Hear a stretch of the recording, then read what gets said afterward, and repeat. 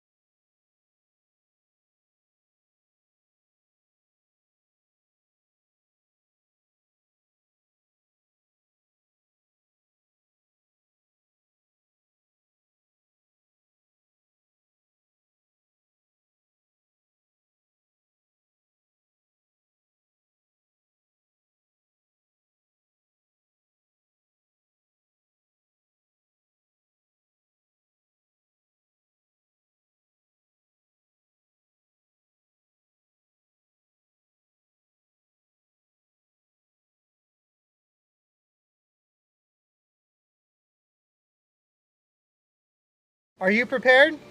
We're the Office of Emergency Services, and we're committed to providing the most up-to-date and accurate information so that you and your family can stay safe during an emergency. Part of being prepared is knowing your hazards and taking proper precautions. Visit MendoReady.org.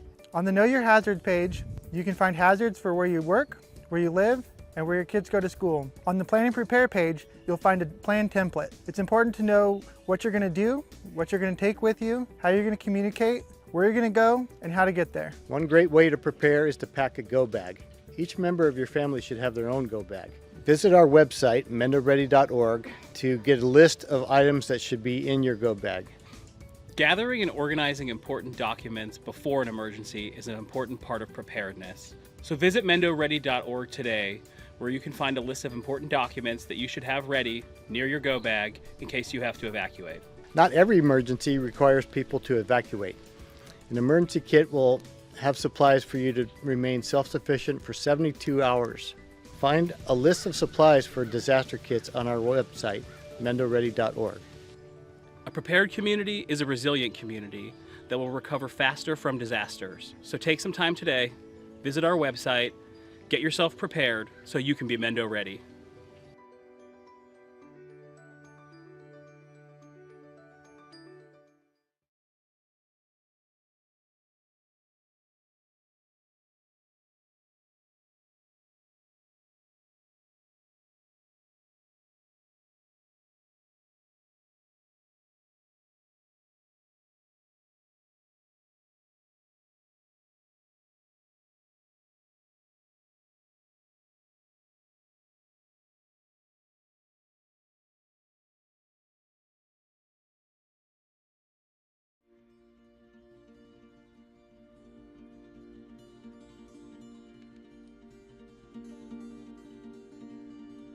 Personally, I think everybody could benefit from the home visiting programs. I think that as a parent now, I'm grateful for support more than I was before. I filled out that form not knowing what I was doing. I am very, very grateful that I did it because it's really helping me a lot. Bueno, creo que por mi parte esperaba algo totalmente diferente, como un programa más frío, por decir algo, no tan cercano a la familia. Y a través del programa nos hemos dado cuenta que también pasa a ser una familia con nosotros porque nos apoya en los momentos difíciles o cuando nos hemos visto en dificultades. Well, I was a new mom and I had no experience taking care of a newborn. There isn't like a book on how to raise a kid. We come from like a lot of family history of, drugs, violence, alcoholism, so we didn't want our daughter to experience any of that. The thought that a parent was supposed to be loving, nurturing, supposed to be there for their kid, provide food, shelter, joy, and going in, becoming a parent for her, I had no clue how to provide that. ¿Cómo pensar educarla? Ajá. ¿Cómo educar a un hijo? Porque pues nosotros nunca Es la primera vez que íbamos a ser padres. What I think parents should know about home visiting is that you can learn a lot of new things and tips and tricks, how to take care of the baby and what to do, and if you're, stuck in a routine and everything being monotonous, like they give you new resources and new tools how to handle parenthood. It was nice to have them kind of guiding me, even though I was not a first-time mom. I felt like a first-time mom. It totally blew my mind over time. So much information that I had no idea about. She was straightforward when, teaching me this stuff and answered any of my questions. It's just a really positive experience. What I think that parents could benefit with the program is just having someone here for you, especially for first-time parents. It can be very isolating and it can be very lonely, and having the home visitor changes that, and it feels very good. For me, having a home visitor is like having a second mom there. A lot has changed. Convene the Mendocino Council of Governments to order. Can we have roll call? Director John Haschek. Here. Director Mike Carter. Here. Director Greta Connie. Not here. Director Jeff Hansen.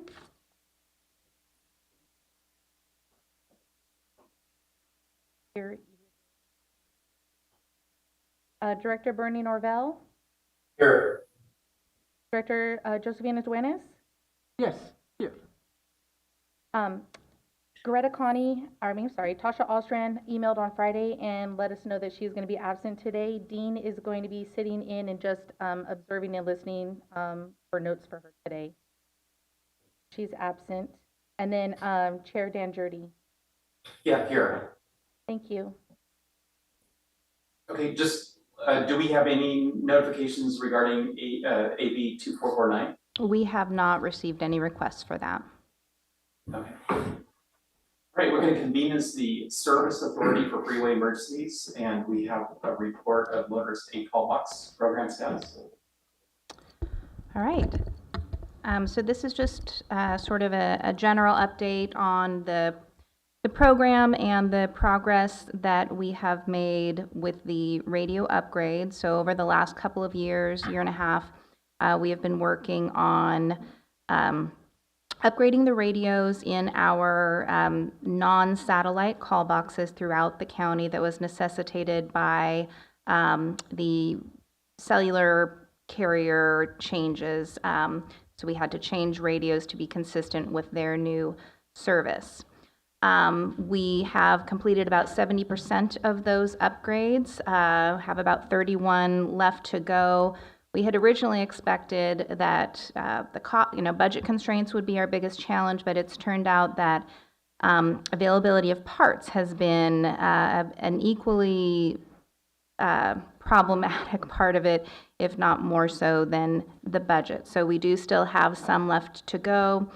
We have benefited from some other systems in other areas that have been removing call boxes, and we've been able to utilize our contractor that is the technical contractor that's conducting those actual upgrades has been able to use parts from some of those older call boxes to make repairs to ours. However, we don't know if the availability of those will continue. But we're continuing to move forward with that as possible. So you will still see some of them out there on the highways, unfortunately, that are bagged and out of service. One other thing that we wanted to update the board on is a change in the company that provides those technical repairs. So we have for many years used the same company. They have for the last several years, they've been Case. Originally they went by the name of Comarco, but recently they were acquired by Nightscope. which is primarily a developer of autonomous security robots and emergency communication systems. So there have been, around the state, there have been some issues that have come up during this transition. I know in other areas, the technicians have gone to other companies, and so there's been some need for subcontracting, for Nightscope to subcontract because of shortage of technicians. We do still have the technician that we have been working with for many years up in the North State. However, we are, I think, impacted by the overall transition. We recently discovered, just last week, actually, after this packet went out, that there are a number of boxes that are having some problems other than the boxes that are still in need of upgrades. So we'll be working with our technician at Nightscope to address those, including some of the satellite boxes. And we know that there are some satellite boxes that are impacted by tree growth blocking their solar panels, so their battery isn't working, but there's more going on than just that. So we'll be working with Nightscope in the next couple of weeks to get to the bottom of some of those problems. So that's the general update on the call box system. We're just continuing to move forward, hopeful that we can work out any of the issues with Nightscope, because there are not, I don't know if there are any other companies that will provide that service in our area. So we're really hopeful that we can make things work under Nightscope, and once they work out the kinks in transition, things will be back to normal. So, any questions on that?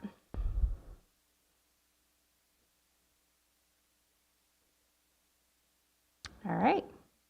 If there are no questions, we can move on. And it was just an informational report, so no action on that.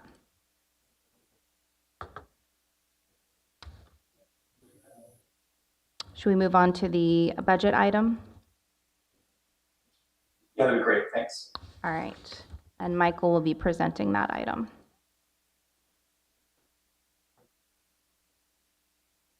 Good afternoon, Board. So just to give a brief background on the SAFE program, in 1985, the California legislature passed Senate Bill 1190 to enable counties to generate revenue for the purpose of purchasing, installing, and operating and maintaining emergency motorist aid system. There's a little more in there about Senate Bill 1199, how it provided the basic format for the formation of the SAFEs, as well as Assembly Bill 1390, which authorized the county and its cities to designate a council of government to serve as the SAFE for the county, which is what MCOG is, or does. The program is funded by a $1 fee included with the annual registration fee, collected by the California Department of Motor Vehicles, or DMV, and forwarded to the SAFE on a monthly basis. The annual DMV is supplemented by any revenue that is not utilized in the year it was collected and goes into the fund balance, as well as the interest earned on the fund balance and occasional reimbursement from motorists who damage call boxes. Revenues for fiscal year 24-25 are projected to be $251,172. Now this includes the DMV fees, the interest, and carryover from the prior years. Expenses are projected to be $217,438 for fiscal year 24-25. And these expenses cover the administration and the planning contracts. The remaining funds will be allocated for new installations, upgrades, maintaining existing systems, cellular and satellite services, and the CHP contract, which serves as the primary answering services. The expenses for the planning contract do include an estimated $65,565 carried over as a result of savings in previous contract years to be finalized after the remaining expenditures from the current fiscal year. That carryover will continue to be available for use by the planning contractor until the end of the current contract period, which is through September 30th, 2024. At the end of that period, any remaining carryover will be added to the general fund balance. Attached, you'll have the SAFE budget. You can see that the revenues are still pretty steady. We do have $36,000 that we're estimating to spend on new installations and upgrades. We have 31 upgrades that are still needed, and we're hoping to upgrade 20 in fiscal year 24-25, provided that the equipment is available. Do you guys have any questions?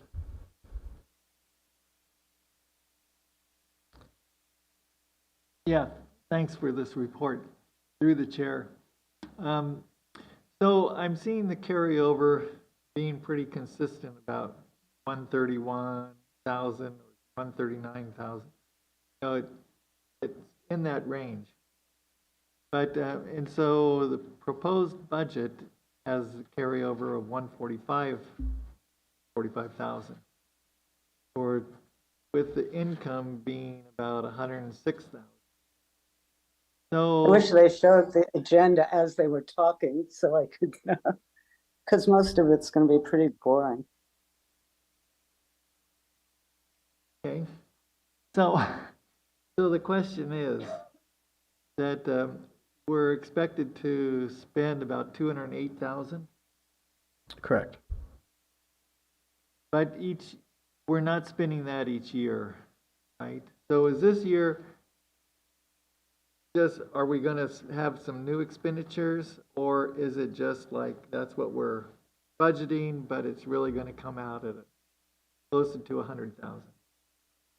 So this does include the carryover of the 65,000 that possibly is expected to be, carried over to the following year after the new contract starts. And then we are hoping to have $36,000 in installations for new installations and upgrades for the call boxes. But I don't know, Neff, if you want to elaborate more on this.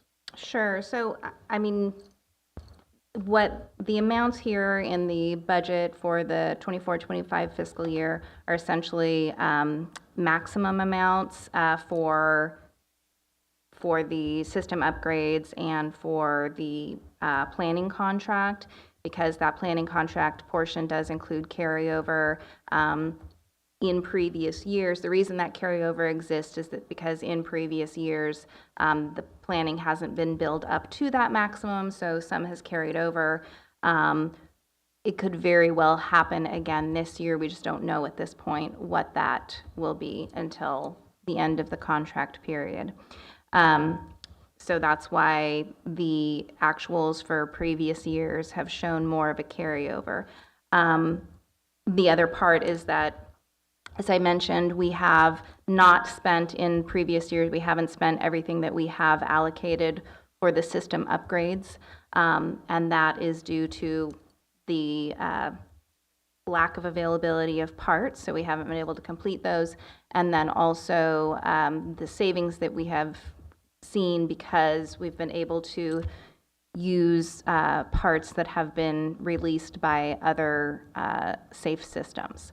So that has resulted in carryover as well. So it's very likely that we will not actually spend that full 208,000, and there will be actually a larger fund balance at the end of the year, but we won't know that until the end of the year. Okay, well, we certainly want a sustainable budget. Yes. Right. But we need to do the work that's needed to be done too. Thank you. I'll say there are a lot of unknowns with this system right now because of the lack of availability of parts and this change in service contractors, or the technician contractor it's hard to say what they will be able to accomplish this year. So just a lot of unknowns. We hope even within the next couple of months to know more. Do we have any public comments on this item? Sorry, what? Can you repeat the question? Oh, just asking if we had any public comment on this item. None here in the chambers, and it doesn't look like there are any online. Would someone like to make a motion to approve the SAFE budget? So moved. Second.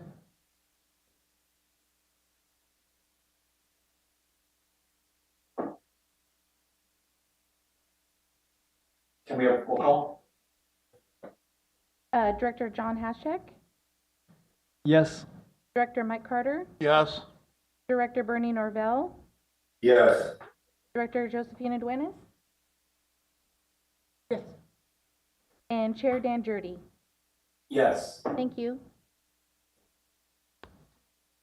Okay, with that, we're going to recess as the SAFE and convene as the Regional Transportation Planning Agency. We're going to immediately recess as the Regional Transportation Planning Agency and reconvene as the Policy Advisory Committee. First item on our agenda is the consent calendar. Do we have any public comments on the consent calendar? Did have one suggestion for an amendment, or did you?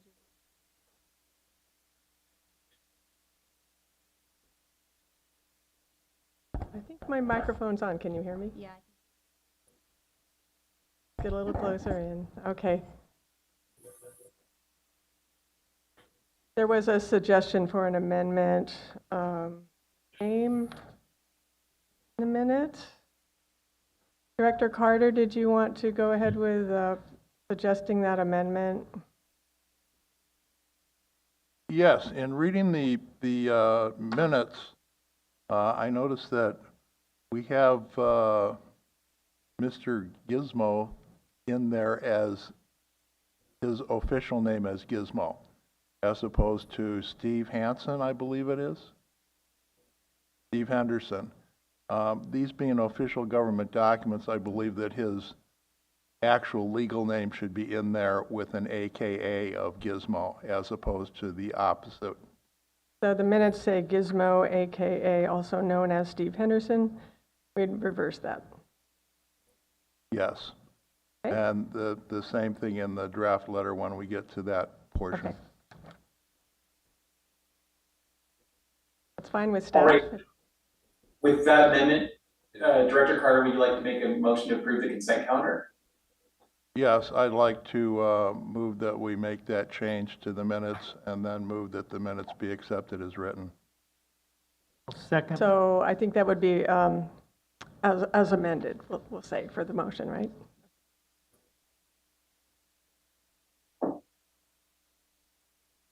Yeah, and for clarification, that's including the entire consent calendar, right? Do we want to take that item separately, or I think we can do the entire consent calendar with the minutes as amended. That sounds fine. Okay, is there a second to the motion? Yes, I seconded. Okay, great. Can we have a roll call? Director John Haschek, Yes. Director Mike Carter, Yes? Director Bernie Norvell, Yes. Director Josephina Duenas, Yes. and Chair Dan Jurdy. Yes. Thank you. Well, we have, next on our agenda is public expression. Participation is welcome at council meetings. Comments are limited to 3 minutes per person and not more than 10 minutes per subject. This is a time to address the MCOG board on items in our jurisdiction. And do we have any members of the public who would like to address the board at this time on non-agenda items?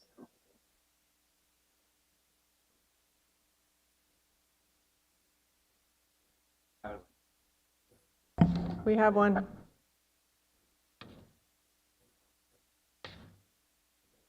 Okay, I just wanted to go quick here. I just wanted to give our bus drivers a shout out, especially the MTA. I've noticed that they've been navigating through, especially over the Memorial Day weekend, and keeping up the schedules when there's tons of visitors here. I also wanted to give a shout out to our school bus drivers also, even though not part of this meeting.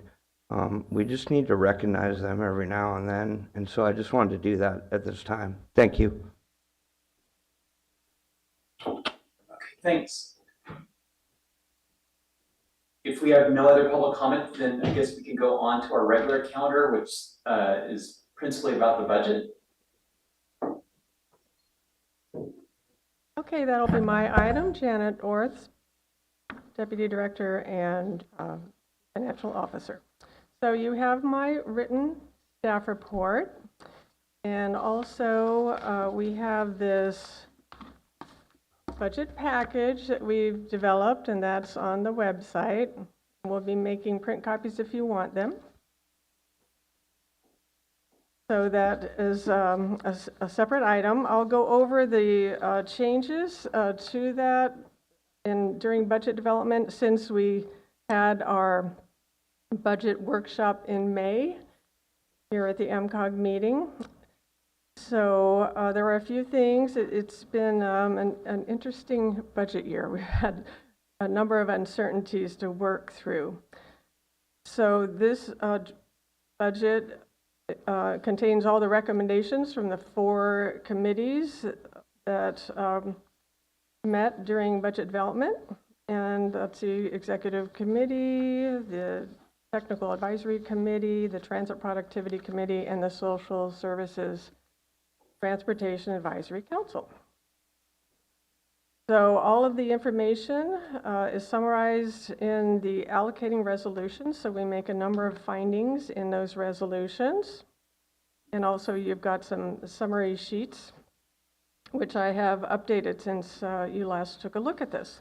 Our total revenues are now $16,442,032, and total proposed allocations are $9,849,165. And reason we're not making more allocations at this time is we're still waiting to hear about the Senate Bill 125 transit funds. Those are the new formula funds that are kind of hung up in the state budget right now. So we'll expect to request an allocation in a budget amendment in the next few months.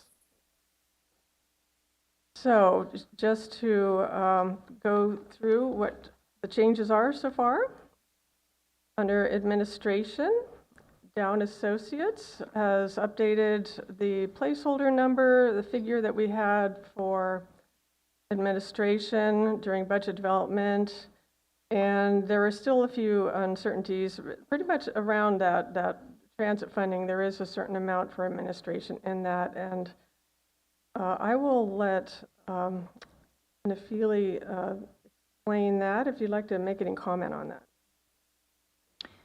Sure, just that the overall number is consistent with the action that the board took at the last meeting. It's the funding sources that are still sort of in flux at this point. We did initially rely on SB 125 funding in the budget. However, because of the uncertainty of that, it is still frozen. It has not been cut at this point, but it is still, the allocations are still frozen that were supposed to take place in April. We don't know when those allocations will actually be made. And so we are backfilling that, or essentially we've got flexibility currently in the budget to use the STBG funds from previous year's savings to make up for that. So the sources could change. There could be some change in the sources for the administration in the future, but the overall numbers won't change. Yes, and what Ms. Barrett is looking at is Exhibit A in the allocating resolution, the first allocating resolution, and that shows the possible sources to be used under the contract.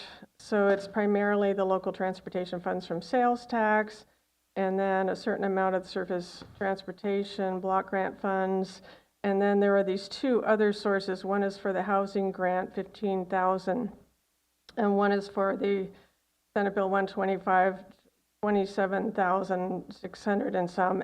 But those, if those 2 were used, they would offset the local transportation funds.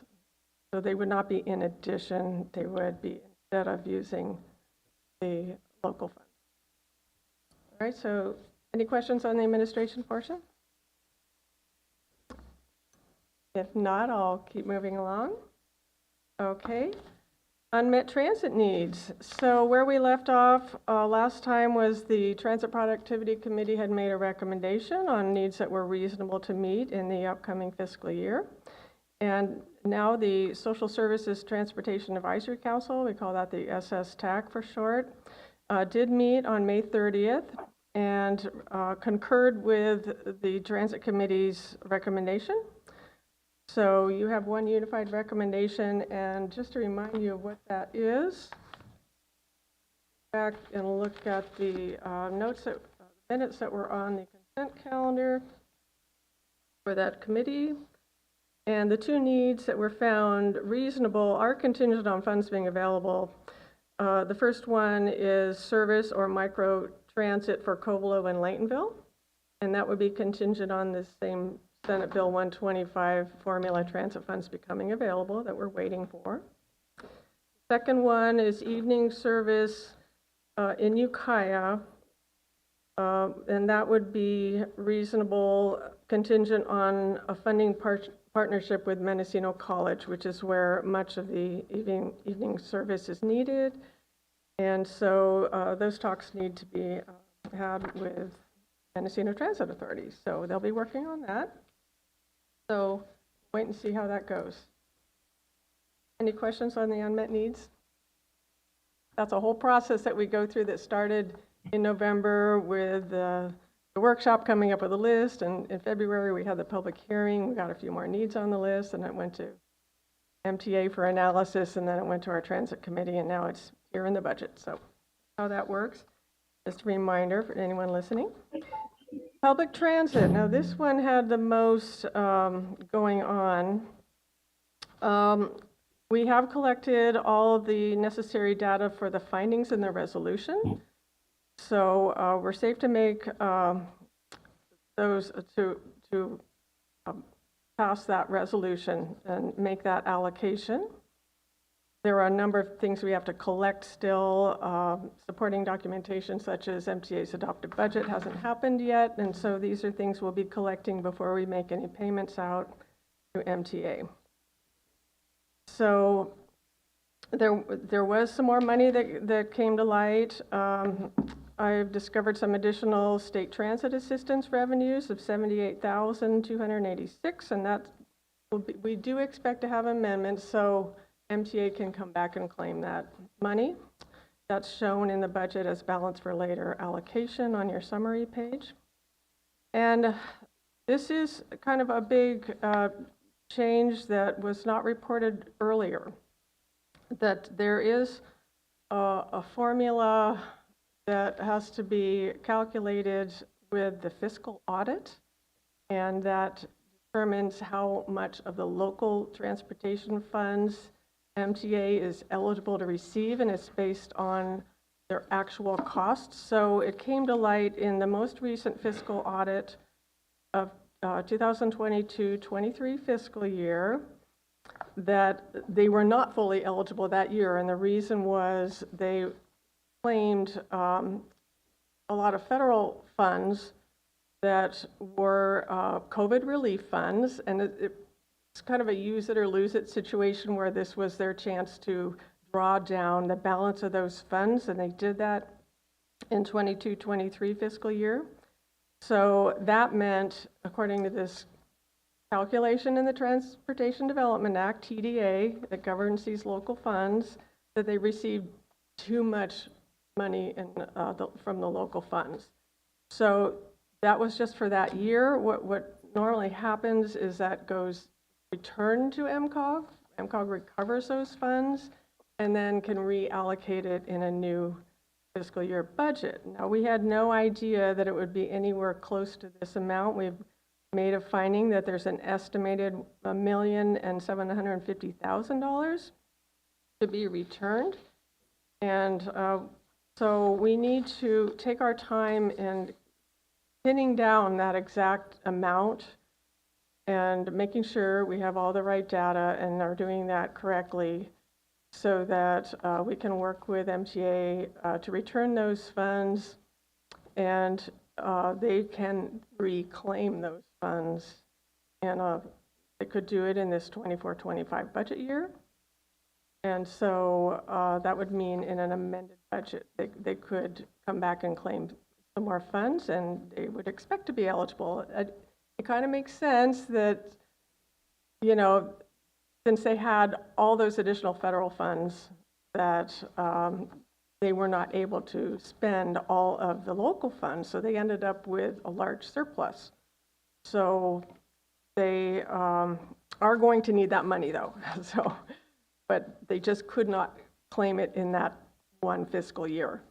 It's something that they'll have to claim in another year.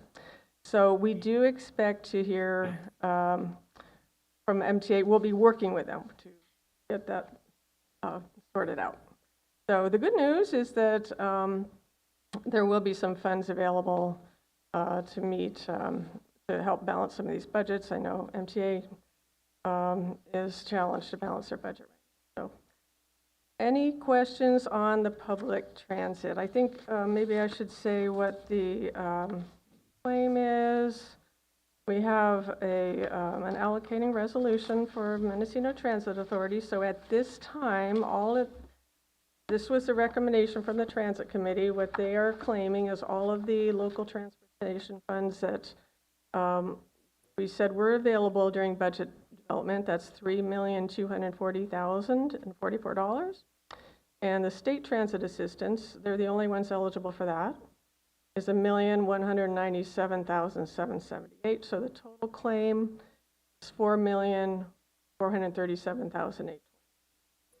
So we do expect them to come back and ask for some more. Also, when the Senate Bill 125 transit funds come through, we expect those to come through. We're getting regular budget updates from COG and others. There may be delays in getting the funds. We're not hearing that they're being cut, so we're hopeful. Any questions on the public transit part of the budget? That was a pretty big change there that wasn't reported before. The reason it wasn't reported before is that, you know, this sort of, when we get the audits, it sort of overlaps with our budget development. So at the end of March, we got the fiscal audit. And then a little while later, we got the eligibility letter that said how much, we weren't told how much they'd be eligible for, but we were not fully eligible. So we sort of set that to one side while we're working on the budget. And then came the separate, what's called a single audit for the federal funds. And that confirmed all of those federal funds that they had drawn down. So now we have that documentation, but it took a while to get that and weren't ready to deal with it, but we will come back to you. Anything on that? Okay.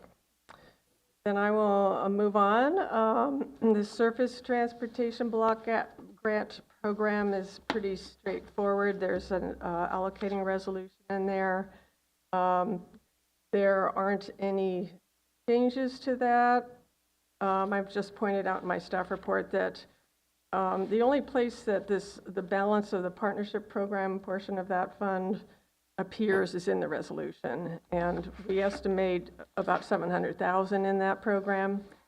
It goes to regional projects, and most of it lately has been going to the Covelo Trail project to match grant funds.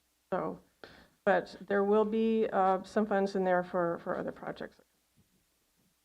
I want to clarify that. Not most of the funding has been going, but the recent allocations that have been made from that have gone to the Covelo project. Right. Not most of the accounts. Yeah, over the years there have been allocations. Yes. Thank you, Nafili, clarifying that. Over the years there have been other projects funded. Like the very first one was Simpson Lane Roundabout in Fort Bragg, south of Fort Bragg. And that was one of those things that was too large of a project for any one funding source. So County, Caltrans, and MCOG pooled their funds, and that sort of was the instigator for setting up this program that Phil Dow got started when he was the executive director.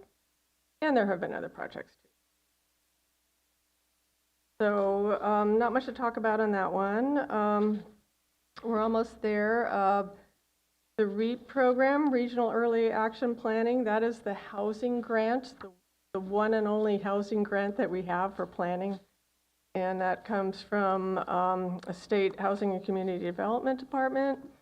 And we're almost finished with that. That's been about 4 years. There are some projects by the cities and the county, and we're most of the way through that, and this will expire November 1st, I think, is our last day to invoice for those, so it expires at the end of the calendar year.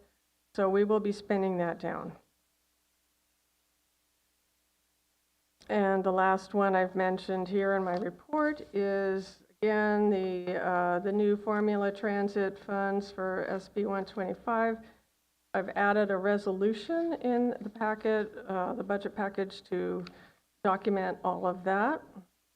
And again, we have in the allocation plan that the board approved back in December, $5.3 million, which is the first portion of the $11 million that Mendocino County is supposed to get. And so we have that in as revenues, but we have not put that in the budget as any allocations yet, even though those are spelled out in the allocation plan. We're waiting to be sure we have those funds before asking for an allocation. So we've only listed the revenues. We do have one allocation in the budget for 1/4 of the administration, the total administration and management of that fund is 1%, I believe. It's $110,636. In this budget, we've asked for 1/4 of that at $27,659. So it's a very tiny portion of what those funds will be that's up for allocation in this budget. And I want to add a comment about the SB 125 allocation plan, because at the last meeting, I had mentioned that we may be coming forward at this meeting, concurrent with budget adoption, with an amendment to that allocation plan, which identified projects to use about roughly half, a little less than half of the total funding available to the region through that source. But we decided, after talking with MTA, we decided that it was premature to amend that allocation plan until some of these issues, such as the LTF issue that Janet mentioned, until some of those things were resolved. But it is still possible that we will be coming forward in the future with a request to amend that plan to allow for additional operating expenses to be claimed from that source for MTA to cover budget shortfalls.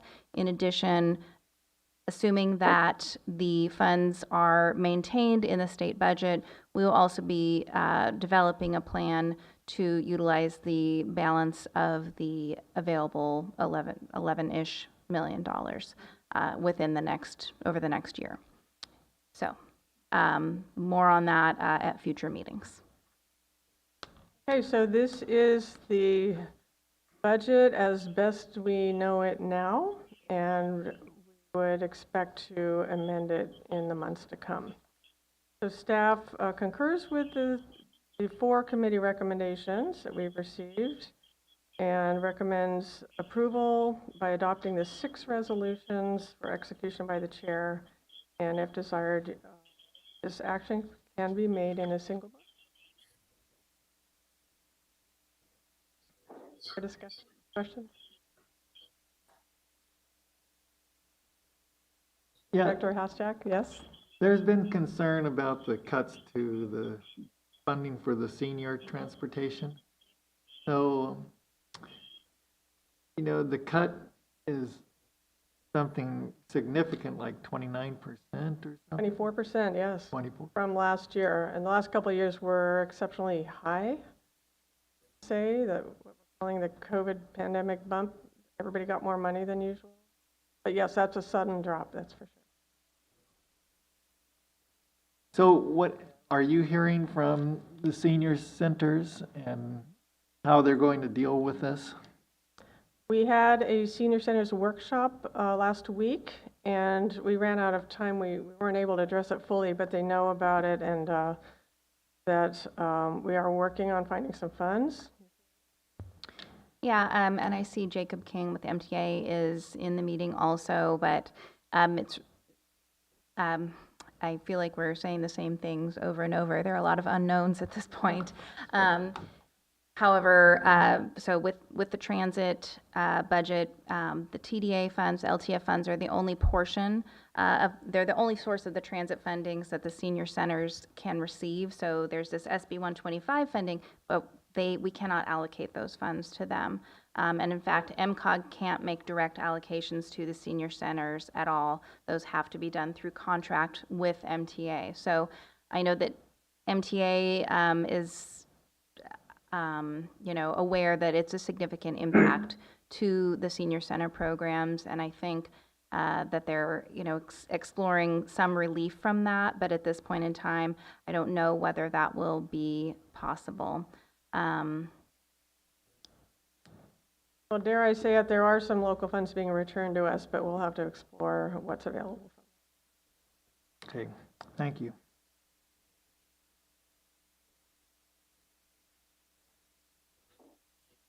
Anything else? Well, I'll move the recommended action. I will second. Do we have any public comment on this agenda item? None here in chambers. And no, it doesn't appear that there are any comments online. We have roll call. Director John Haschek, Yes. Director Mike Carter, Yes. Director Bernie Norvell, Yes. Director Josephina Duenas, Yes. and Chair Dan Jurdy. Yes. Thank you. Thank you very much. Okay, that takes us to number 11, acceptance of the Transit Productivity Committee report. Okay, that'll be mine as well. Okay, so you have my written staff report. Every year the Transit Committee meets to do several tasks, and one of them is to look at MCOG's adopted performance standards for public transit and see if any changes or updates are advisable. And this year, everyone agreed we don't need any changes. The most recent adjustment was in 2022 for passengers per hour standard. We'd like to give some time to see results on this. We're still pretty much recovering from the pandemic and trying to rebuild ridership. And that's kind of the major issue right now is building back ridership. So the other standards are working well. The fare box recovery is at 10%, but the state has been waiving that. Everyone's well below the 10% right now, but that's been waived for the last several years by some emergency legislation, giving COVID relief on that. And the other one is the cost standards, so cost per hour and cost per passenger. And we, about 10 years ago, after a lot of research, adopted this, what we're calling the CPI, Consumer Price Index Adjusted Rolling Average. That's working well. And the sheet in your packet that shows the standards has already been adjusted. I do this administratively to update those cost figures with the inflation and with looking at 3 years. So every year you add on one more year of performance data, and the oldest year drops off the chart, so that's the rolling average. So the standards are looking good. We're using them, and that's working well. And also there's the performance review. So we collect data from MTA, and they collect a lot of statistics on the services by service types. And you've got my tables there, collecting all that and processing it in the packet. There's a 1-year review and a 3-year review, and we're only looking at 4 service types for this. So the dial-a-ride short distance bus routes, the long distance routes, and the senior centers as a whole. We do have data for each senior center. This exercise is not to go to that level, but if we need to know why things are coming out a certain way, we can look to the additional data, and each center is performing differently. So we have those results, and the highlights are that we are seeing improvement in the fixed route performance, and we're seeing maintenance of effort by dial-a-ride in senior centers, which means they're staying pretty level. Their results have not changed in the past year. We're looking at the calendar year 2023 is the most recent year. And we're seeing quite a significant cost reduction for all the service types. Everybody's cost has dropped in the cost per hour column. So that's a good sign. And that's the reason the fixed route, the long and short distance improved, because they were able to meet the cost per hour, and that improves their annual result. So those are kind of the highlights of the performance review. There was also a recommendation to look at opportunities to do some more support and marketing of the senior centers transportation programs. And that is to help increase ridership. And do you have anything?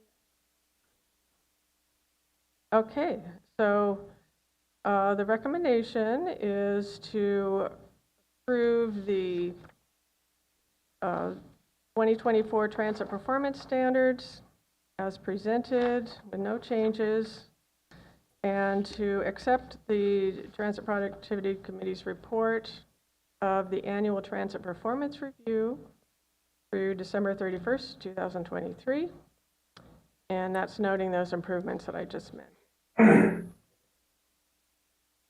And we will be working with senior centers and MTA on ways to help support and market their services.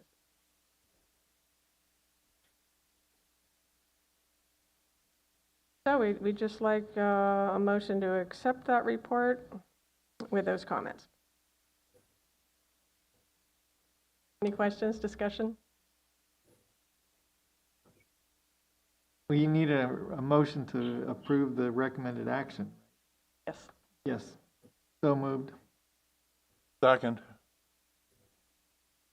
Do we have any public comment on this item? Not seeing any in the chambers. Can we have roll call? Chair John Haschek. I'm not the I'm chair. sorry, Director John Haschek. Yes. Director Mike Carter. Yes. Director Bernie Norvell. Yes. Director Josephine Duenas. Yes. And Chair Dan Jurdy. Yes. Thank you.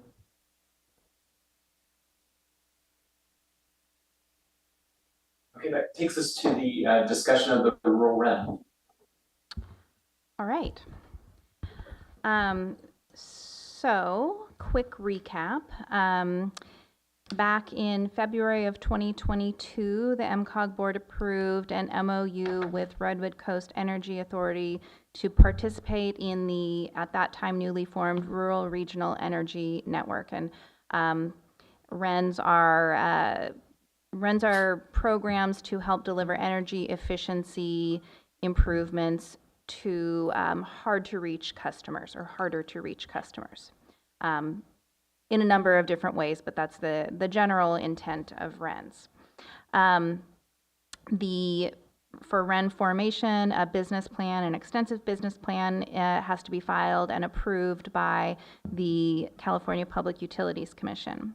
That business plan for the RuralREN, which included several other counties, with Mendocino and Lake as sub-partners to Redwood Coast Energy Authority, and then a number of other counties, including community-based organizations or nonprofits that are in the energy-related field.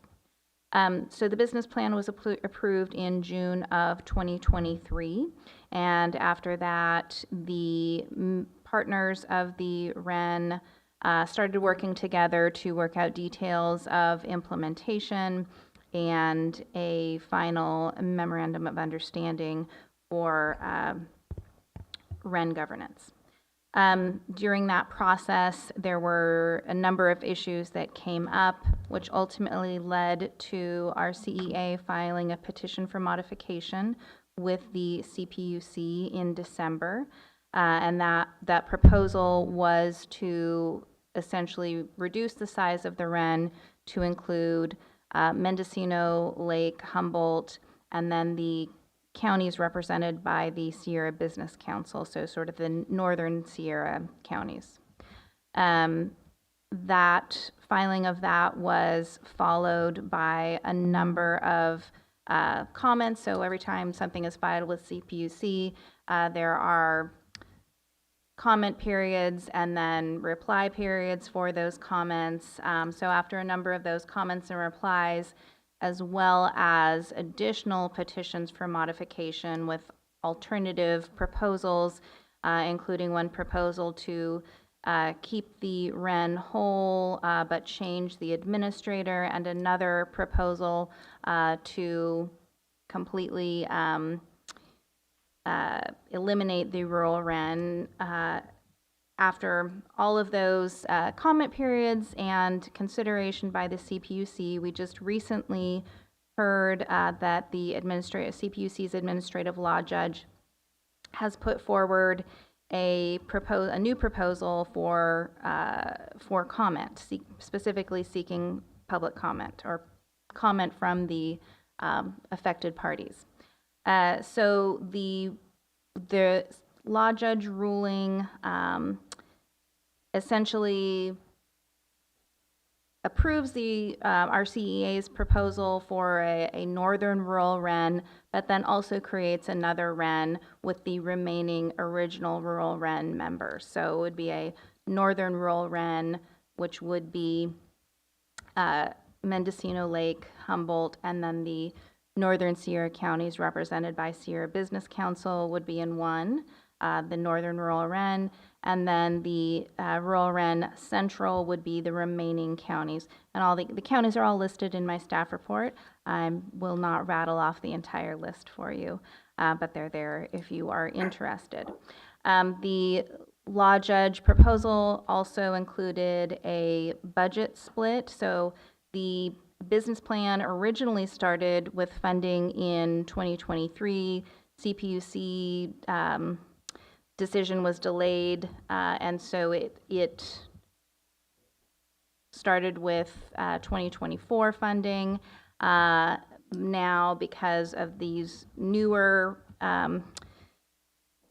these more recent delays, the funding for 2024 would be reduced, but the remaining years would be, for the most part, whole, or actually in some cases increased, because our CEA's petition for modification did increase some of those outer years somewhat from the original business plan filing. And I want to mention we do have a couple of representatives, Patricia Terry and Stephen Coleman, that are in the meeting today from our CEA to correct me if I'm wrong or answer any questions. But the reason that this is on today is not just for an update, but because I also wanted to give the board an opportunity to make any comments.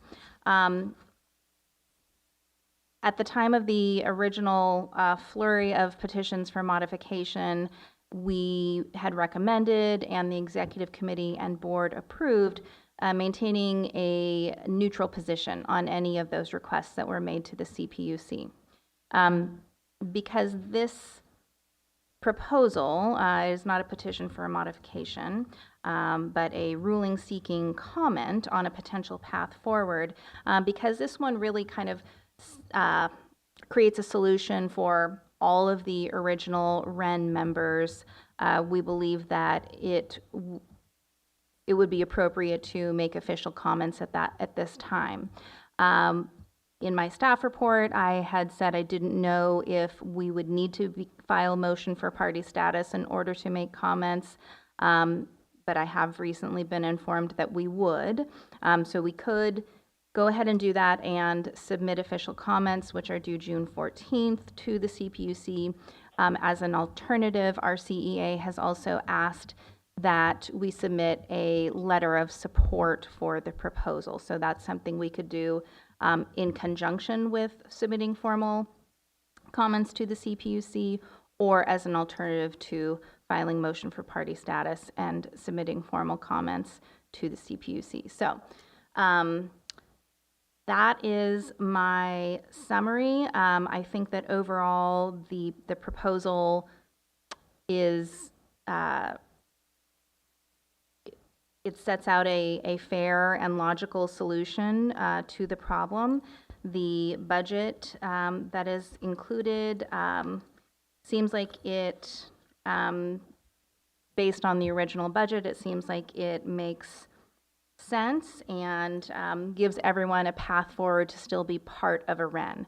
Now the next, again, every time there's something comes out, there's a series of comment and reply periods. So what we expect is a draft decision, possibly in late summer, but a final decision probably September at the earliest, with assuming that something is actually approved that establishes a REN for everyone, that programs could start in January at the earliest.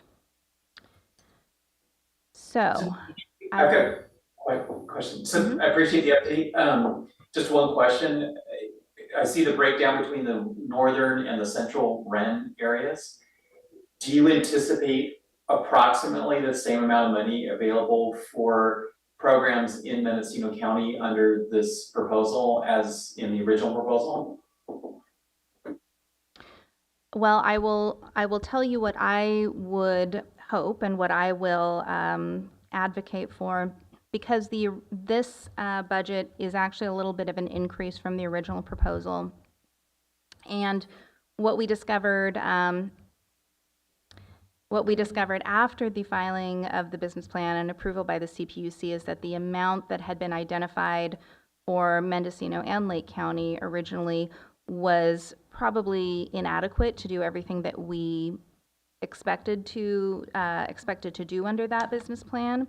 We were originally sub-partners, and so there would have been some support by from RCEA that maybe would have offset that.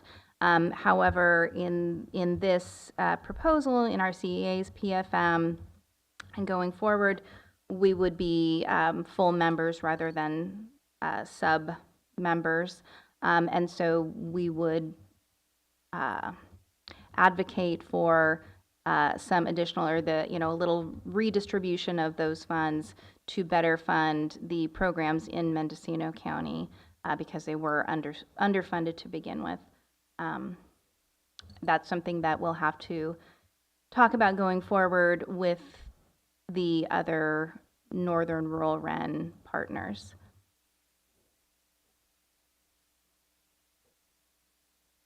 At a minimum, it shouldn't be any less than what was in the original proposal, and hopefully more.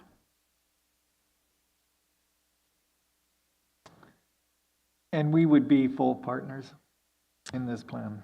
That is what was included in RCEA's proposal. I don't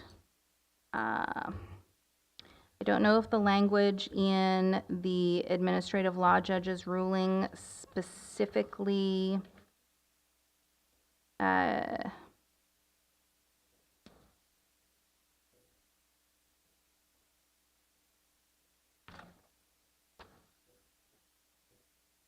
I don't know if the ALJ ruling specifically lists our agency as a partner, but it does identify it just identifies the counties.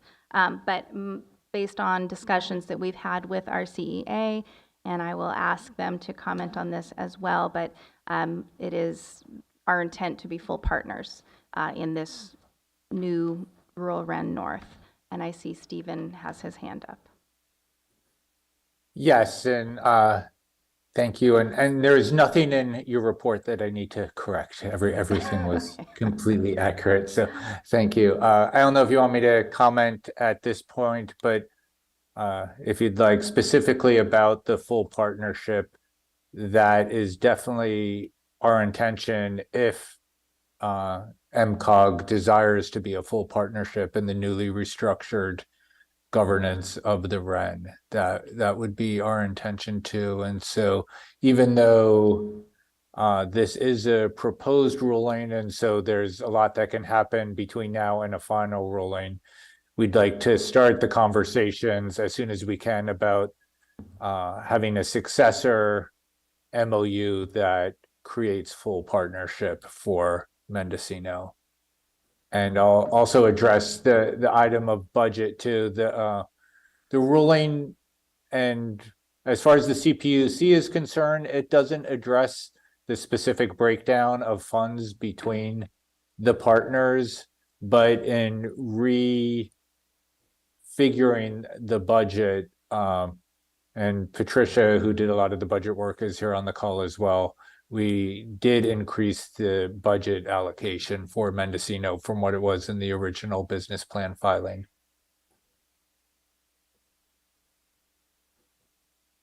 Thanks for the comments and the update.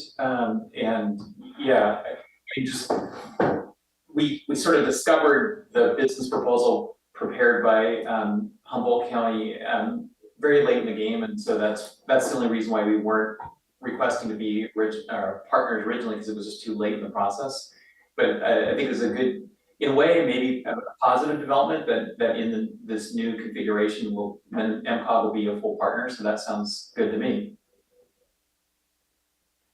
Yes. Thank you. I will say, oh, I'm sorry. Go ahead.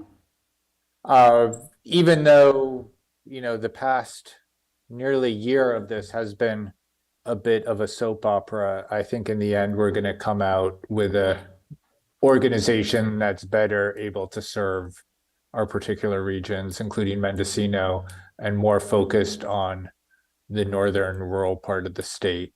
So I think in the end, it's going to be a more manageable organization, and one that I think we'll be able to allocate resources in a way that's going to benefit us, even if it was a little bit painful to get to this point. Yes, and I would add, I think another positive aspect of this is that because it is northern and more truly rural, whereas the full original RuralREN membership did have it had quite a few counties that were much less rural in nature. They were, had urban areas, but also rural areas. So this new RuralREN North is more truly rural. And so I think that will lead to programs that are designed in a way that work better in very rural areas.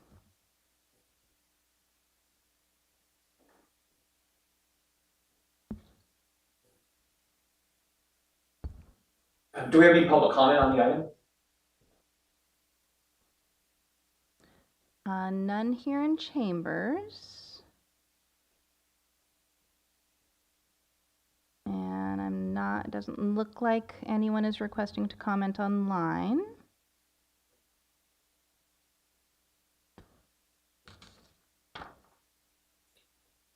Do we need to do anything in addition to accepting the report, or just receiving the report? Yes, so I would like direction on whether or not, I would like authorization to file motion for party status if the board thinks that is appropriate, so that we can file comments and or approval for staff to write a letter of support for this proposal. I will move that we authorize staff to file a motion for party status, and if necessary, appropriate and submit comments to the CPUC by the June 14th deadline. Second. We have roll call. Director John Haschek? Yes. Director Mike Carter? Yes. Director Bernie Norvell, Yes. Director Josefina Duenas, Yes. and Chair Dan Drury. Yes. Thank you. Thank you. Thanks. That takes us to consideration of letter of support for the implementation of a roadside wildfire prevention measures.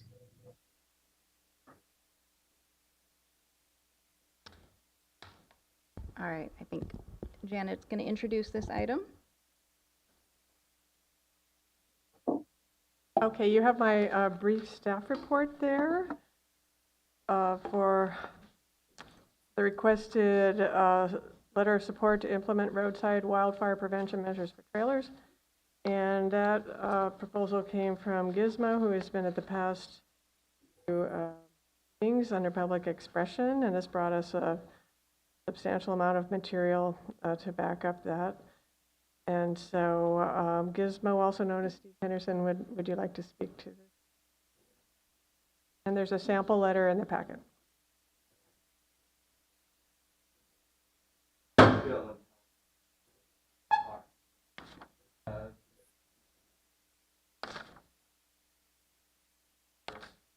I'm asking for a support letter to a letter that I already wrote, and or a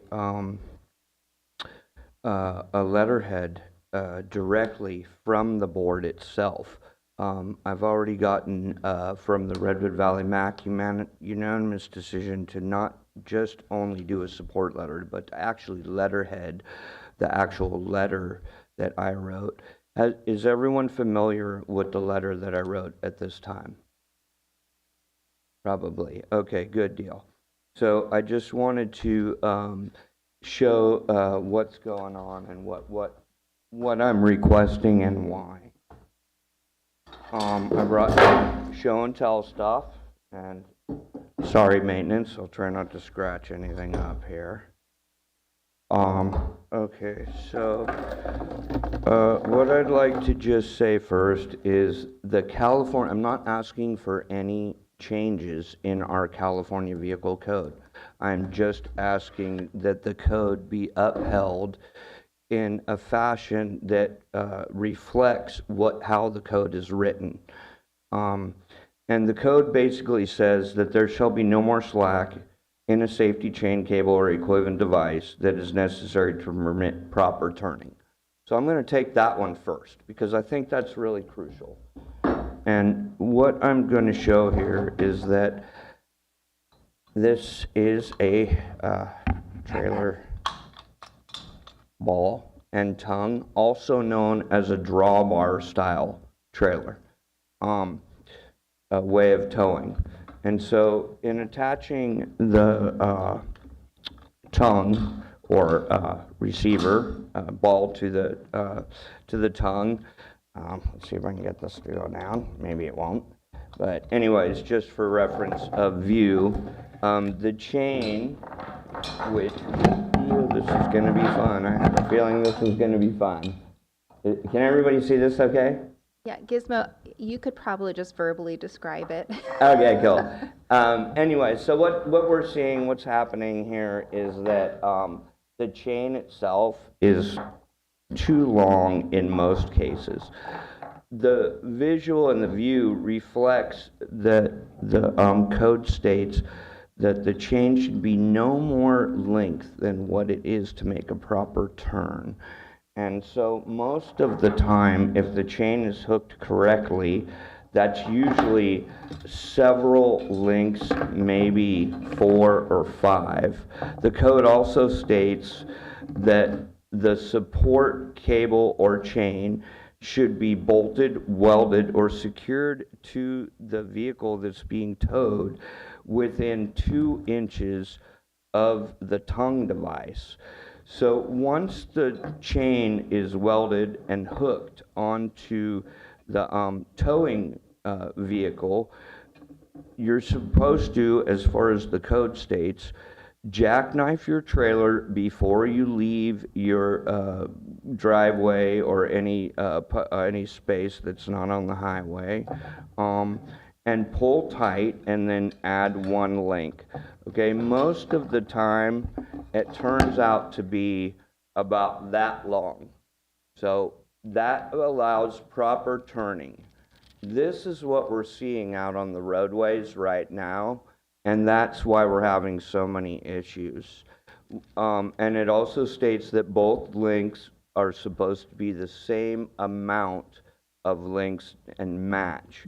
It also requires that they are independent of each other.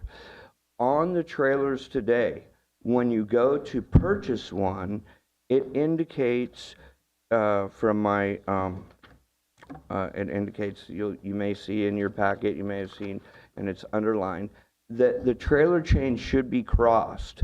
This is a manufacturer's suggestion. It is not our California code. So that negates each chain being independent. And so that actually does not match what the California code says. And so that's also an issue with being able to control the trailer in the event of a failure at the straw bar point or the ball and tongue point. And so if there is a failure and the chain is too long, then most of the time, or crossed, most of the time from my experience and what I've seen as a firefighter and going to accidents and stuff as a volunteer, is that one of the chains ends up breaking and the trailer itself starts to weave back and forth because now only one chain is holding it instead of two independently. And as close to the towing vehicle as possible. It sometimes in most cases when it isn't close enough and the tongue and the trailer are allowed to hit the ground, as in a single axle trailer, the chains cannot support the weight of the torque at going at 65, 75 miles an hour.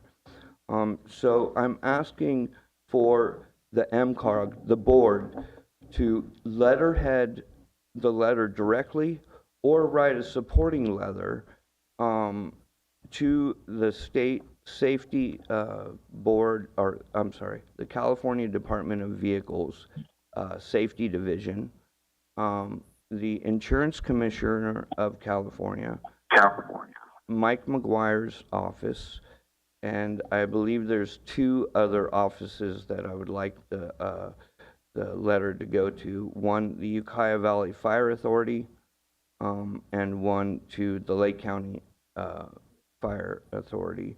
The second part of the code states that when the drawbar is used as a towing connection, the safety chain, cable, or equivalent device shall be connected to the towed and towing vehicle and to the drawbar as to prevent the drawbar from dropping to the ground if the drawbar fails.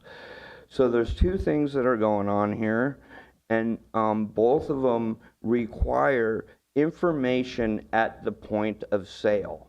And that information can easily be translated or related to the customer at point of sale using a QR code indicator where you would point your phone. The state would develop best towing safety practices video, what the trailer chain is supposed to be for, why it's there, and how to hook it correctly. And I think that will be a large portion of a lot of the fires that we find in the miscellaneous category of the statistics of roadside fires. Right now, there's a determined category of 9%. But right next to the 9% are miscellaneous of 29% in year 2022. Right next to that in year 2020, the 11% are trailers, 31% are miscellaneous. And when you go back to 2017, 9% are trailers and 29% are miscellaneous. So I really believe that the miscellaneous are not cigarettes. I don't think they're people that are sparking these fires on purpose. I think a lot more of the miscellaneous percentage would fall into the trailer chain category if the fire department and CAL FIRE had time to investigate each one of these roadside fires. I've been over the law a bunch of times, and I'm ready to take any questions. Yeah. First of all, Gizmo, thank you for bringing this to everybody's attention. And I just want to draw our attention to the letter. So just to clarify, Janet, the letter that's attached to your staff report, is that the letter prepared by Mr. Henderson? What was the question? The letter attached is?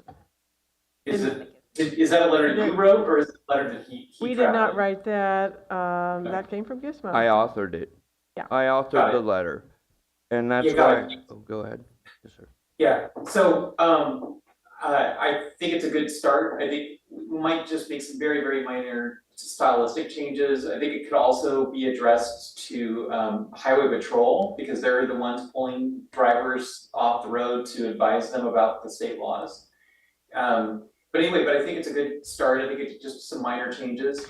Are there any board comments, or would a board member like to authorize staff to send a letter?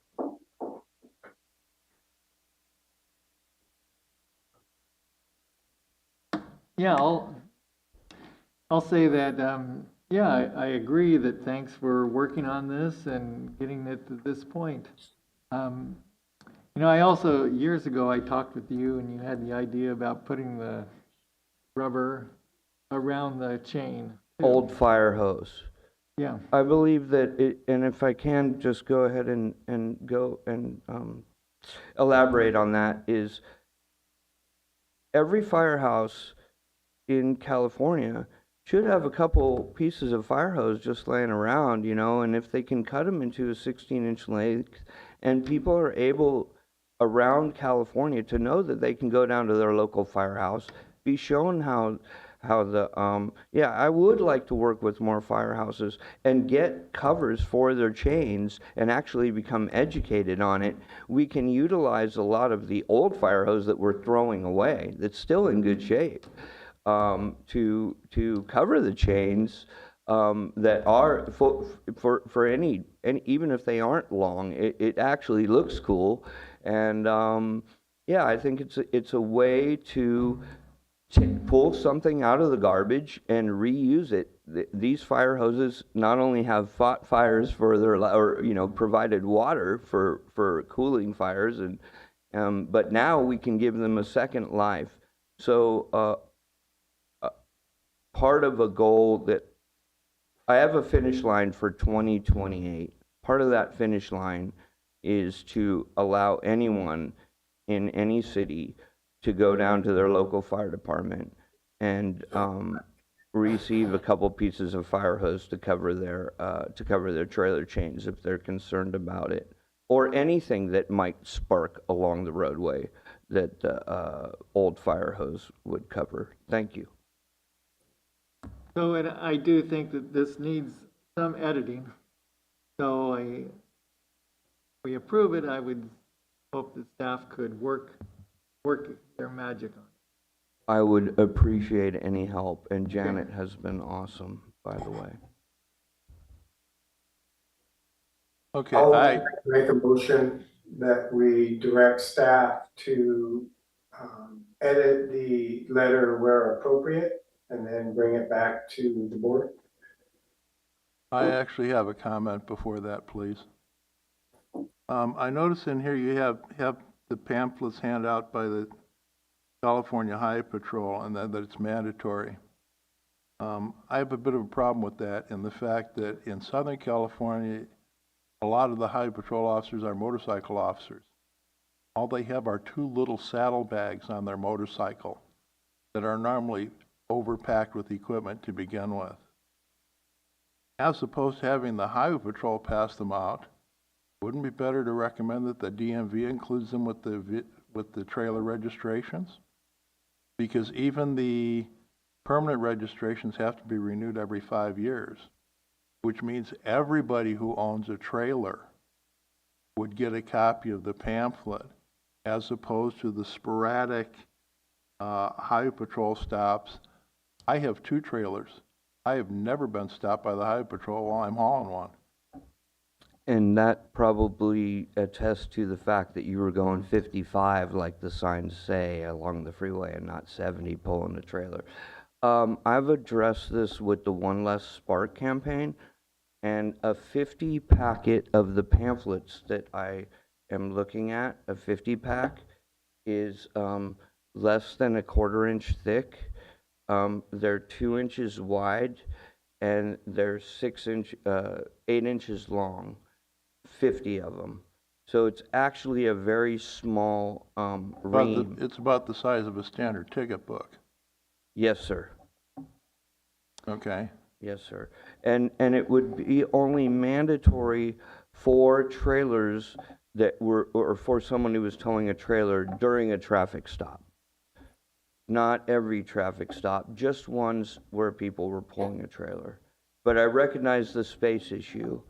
And although we don't have a CHIPS, a motorcycle CHP that I know of here in our county, that would be something that I can explore. I think they have 2 in Marin, and I have seen them work. Sonoma County, I've seen them work. Yeah, but what you have in here is make it mandatory for the CHP, which is statewide. Yes. And they have hundreds of Right. motorcycle cops in Southern California. So let me comment. When we, so the letter that you have, of course, is drafted by Gizmo. When staff writes a letter, if the board approves a letter to be written, when we write it, it'll probably be a little less detailed than what's in here, but the general idea is that it would be a multi-pronged approach that involves these agencies in some way, but maybe not to that level of detail that CHP would hand out pamphlets specifically. My problem is the word mandatory. And that is why when I was speaking to a lawyer and looking at writing this letter, she suggested that I use the word strongly suggest. So at the beginning of the sentence, I believe it strongly suggests that it's mandatory. And so as a board, if you sign a letter that says strongly suggest, it wouldn't make it mandatory for them and would keep you, I believe, out of any legal obligation that you're saying that it's mandatory. We strongly I've got a question for the makers of the motion, just for clarification. So the motion, as I understand it, maybe it can be reread, but it's to direct staff to prepare a letter for MCOG signature to go to the respective agencies. And just for clarification, I don't think the letter needs to come back to the board. I think we could just authorize the sending letter. It's just clarification for the makers of the motion that they're okay with not having the letter come back to the board at a future meeting. Yeah, I'm fine with that. Okay, do we have any additional public comment from people who have not commented on this item? None in chambers. Is there any public comment online? None online. Nope. And I guess just for Director Carter's comments about mandatory or not, I think the staff will take that into consideration and draft a letter that is Yes, bureaucratically correct. Because there was nothing in this particular letter that said recommend. It says specifically pamphlet handout should be mandatory. That's changed. I have no objection. Okay, can we have a roll call? Can you clarify who seconded? I believe. I'll second. Oh.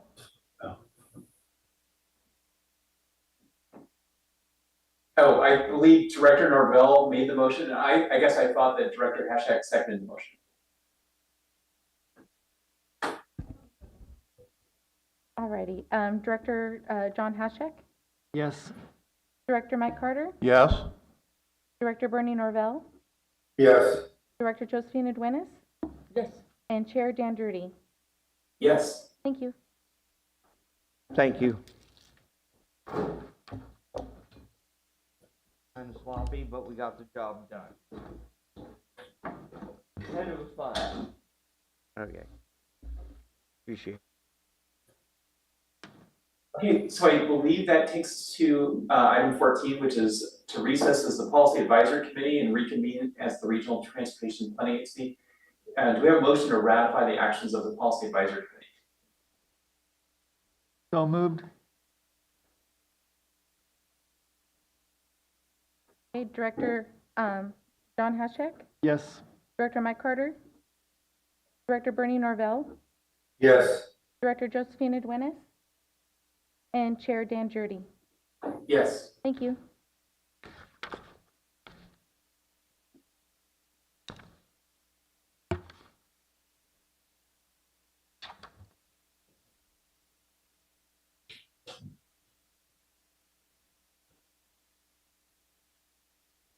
So that takes us to reports.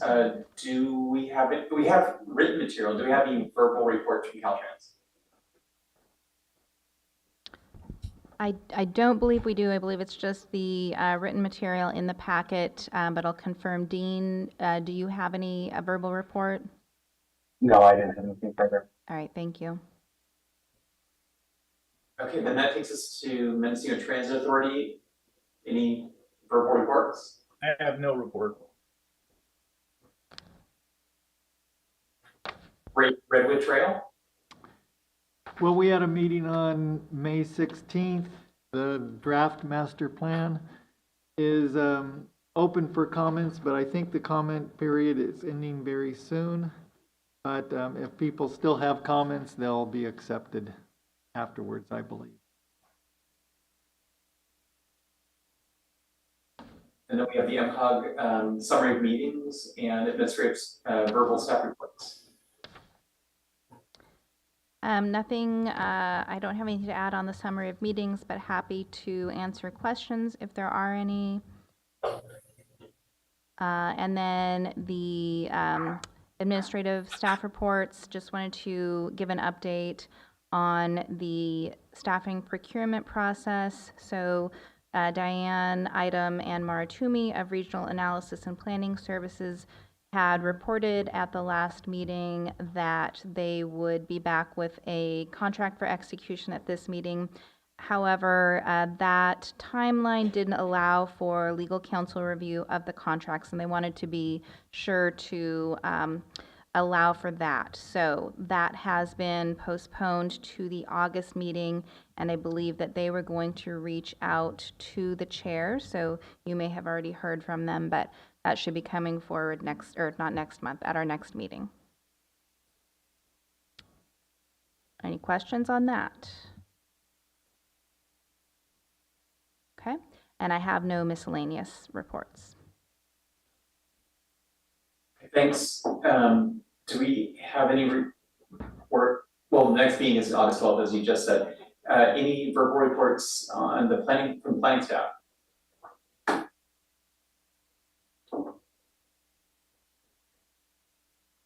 Reports. The first one is under Work Element 9, the Noyo Harbor Multimodal Circulation Plan. I believe I've reported on this last month, but I wanted to give you an update on where we are. We had expected to have a consultant under contract by now, but it's taken a little bit longer than expected. I believe I told you that we only received 2 proposals for this project.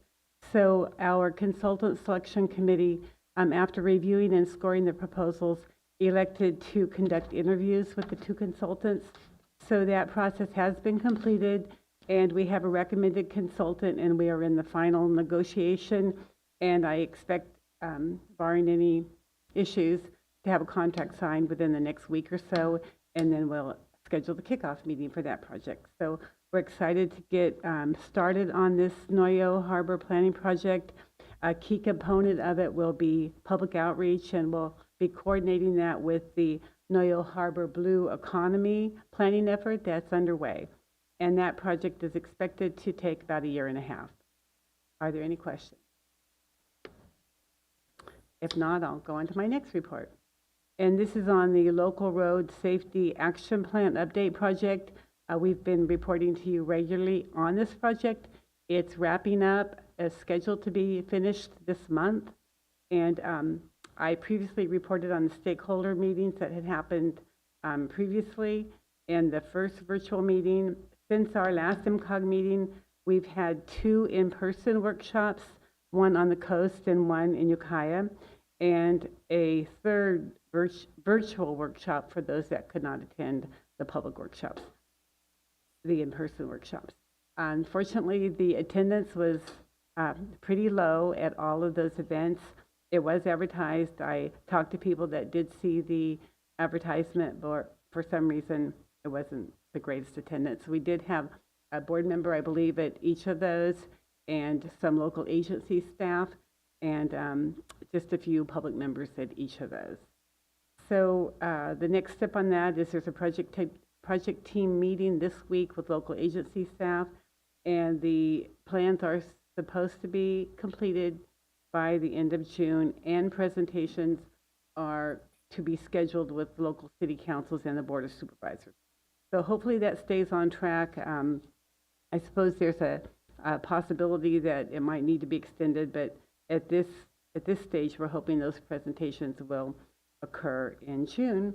And once the plans are finished, local agencies will be in good position to apply for the next round of the Highway Safety Improvement Program, the HSIP grant program, which currently has a call for projects out due in September, I believe.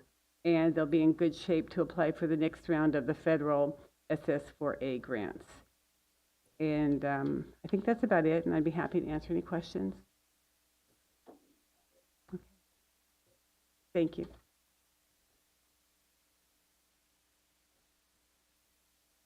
Thanks, Loretta. Do we have any board member reports?